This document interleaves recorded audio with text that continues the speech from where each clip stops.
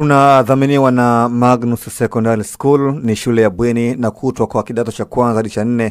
Ni shule bora yenye mazingira tulivu ya kujisomea. Habari njema kwa sasa ni kwamba Magnus wanatoa ufadhili wa ada ya masomo. Ni vizuri ama ni vema mzazi ukampeleka mtoto wako Magnus Secondary. Kwanza niseme kwamba Waswahili wanasema ukiona bahari basi jua chini yake kuna samaki.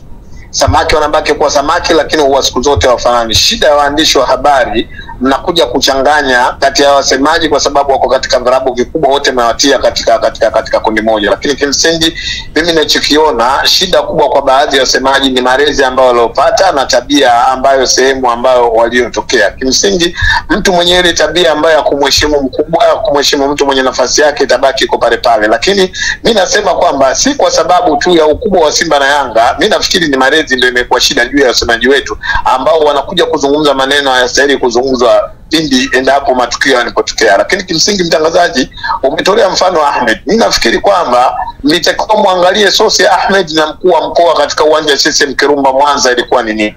Alafu mwisho wa siku ndo mkwende mhukumu ili kusema namna ambavyo wasemaji wamekuwa na mambo ya tofauti juu ya viongozi ambao wa mikoa. Kimsingi naweza kusema ni matukio mawili tofauti, lakini cha ajabu mnatia katika kapu moja kuona namna ambavyo wote walivyokosea. Mimi naamini kwa Ahmed kwa sababu tukio lile lililotokea mimi nilikuwepo, nilikuwa shuhuda. Ahmed alikuwa sahihi juu ya kile ambacho kilichotokea, lakini siwezi kuzungumzia sana ya Alikamwe kwa sababu kila mmoja ambaye amesikia kile ambacho kilitokea Tabora. Kimsingi lazima tufike mahara, tujaribu kubadilika, tujaribu kuheshimu watu ambao wenye mamlaka waliopewa kuongoza katika hiyo mikoa. Wengi wanazungumza kwamba Alikamwe kwa kile ambacho amekizungumza amekuwa akitetea taasisi, yani klabu yake. Hauoni kana kwamba pia huenda likawa na mashiko? Mimi nafikiri turejee kwenye kumbukumbu nzuri. Mkuu wa mkoa Chacha alikuwa anaongea na timu yake.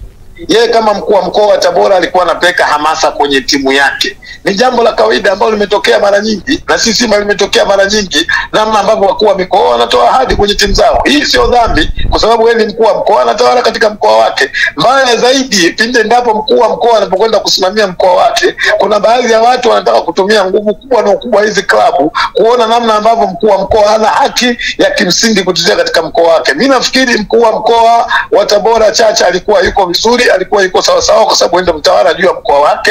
Mimi nafikiri kijana katika ile ameteleza. Kimsingi kwamba tuache kwa sababu lishafanyika, tuone namna ambao walivyofanywa watu wagani wanaweza kuchukua juu ya hilo ambalo lilotokea. Lakini miongoni mwa yale ambayo yanazungumzwa na Yanga mara baada ya mkuu wa mkoa kuzungumza kwamba bwana kuna watu wanaviherehere, lakini pia amezungumza kwamba kuna messages zinatumwa, yani kuna messages zinatumwa kwa wachezaji, na jambo kubwa ambalo liko mbele ni dhidi ya Young Africans. Haonekana kwamba hilo pia likawa na athari kwa klabu, ndio maana ikampelekea Alikamwe kuzungumza. Unapokwenda kumzungumzia mkuu wa mkoa, unamzungumzia mwenyekiti wa ulinzi wa usalama wa mkoa.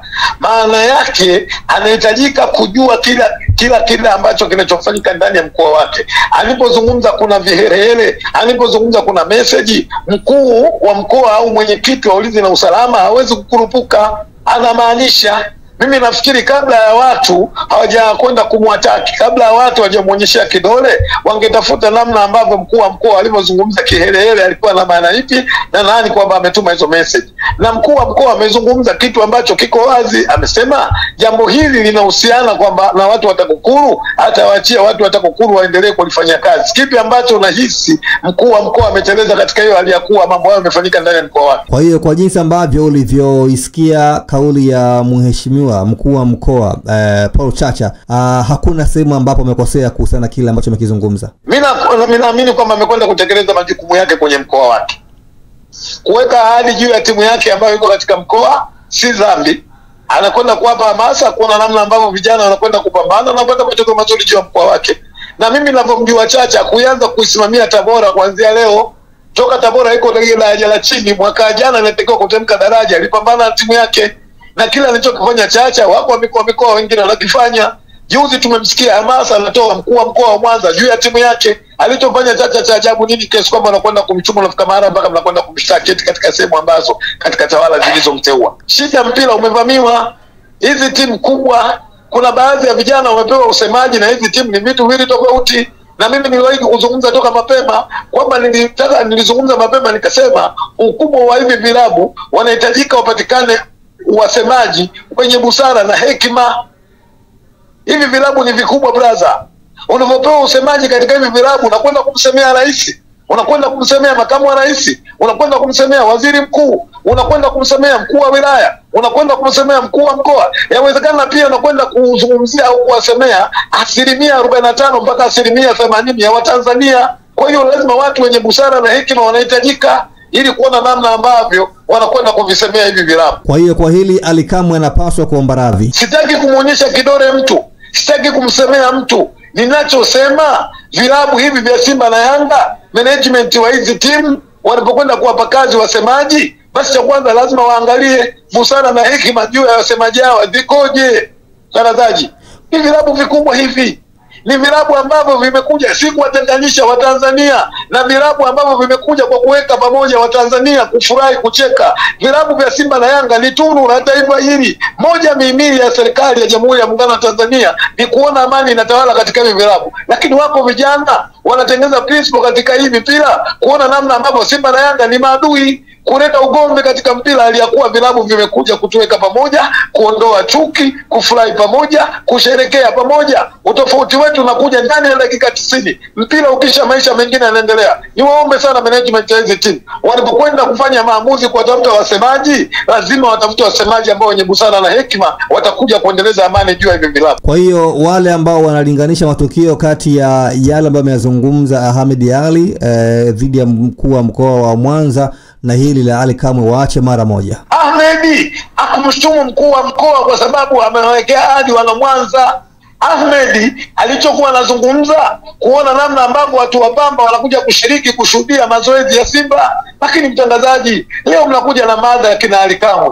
Jueni kwamba mtetezi wa nchi yuko Misri. Kwa nini tusisimame kwenye dua na sala kuombea Simba waweze kupata vizuri, kufanya vizuri ili nchi tuendelee kumuona mwakilishi anapatikana katika mashindano ya kimataifa? Hivyo ndio vitu vya kuzungumza brother. Hivyo ndio vitu vya kusisemea. Hivyo ndio vitu vya kusimama kwenye dua na sala. Mashindano ya shirikisho barani Afrika yalianzishwa na timu zaidi ya 64 au 58 mwaka huu. Hivi ninavyozungumza na mtangazaji, vimebaki vilabu 8. Afrika Mashariki na Kati imebakia Simba pekee ndio ambayo inawakilisha Tanzania pamoja na Afrika Mashariki na Kati. Tubaki huko. Haya mambo ya kisabjo tuachane nayo brother. Tuondoke kwenye mipira ya ujanja, tubaki kwenye mipira uasilia.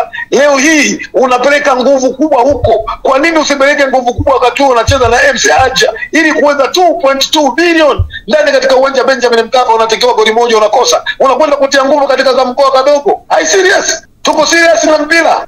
Leo unaacha 2 bilioni 0.2 katika uwanja wako wa nyumbani. Ukifaulu unakwenda kushika nafasi ya 5 kwa ubora katika bara la Afrika. Unakwenda kuvizidi zaidi ya vilabu 810. Vilabu 810 vinavyoshiriki katika ligi mbalimbali katika bara la Afrika. Maana yake unakwenda kwa 5 kwa ubora. Huko ndio unahitajika upeleke nguvu. Huko ndio unahitajika upeleke kwenye dua na sala. Na ndio maana tulisema itafika mahala maji na mafuta yanajitenga. Leo dhahiri dunia inajua, Afrika inajua, Afrika Mashariki na Kati inajua. Maji na mafuta yamejitenga. Simba Sports wako katika mji wa Misri kuhakikisha wanakwenda kuipambania timu, wanakwenda kuipambania nchi. Mungu ibariki Tanzania, Mungu ibariki Simba Sports. Usisahau kusubscribe kwenye YouTube Mwandike Digital.